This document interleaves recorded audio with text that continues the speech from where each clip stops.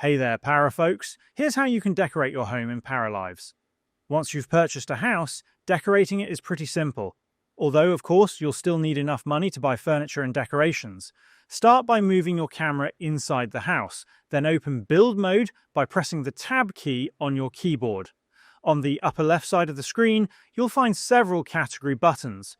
The yellow bookmark icon lets you browse decorations sorted by room, while the orange category icon allows you to select specific decoration types individually.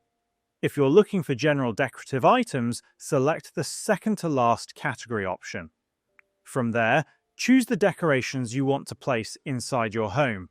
If you'd like to view everything in a single window, click on the infinity icon to display all available decor items. Simply select the item you want and place it wherever you like inside your house. If you want to add more furniture instead, open the furniture category and place items like tables, chairs, couches, and other essentials. For example, you can add a couch and coffee table to improve your living room setup. Need appliances instead? No problem. Click on the lightning bolt icon to browse different electronics and appliances ranging from televisions to computers. Just remember to keep an eye on your available funds, since all of these items still cost money. And that's basically all there is to it.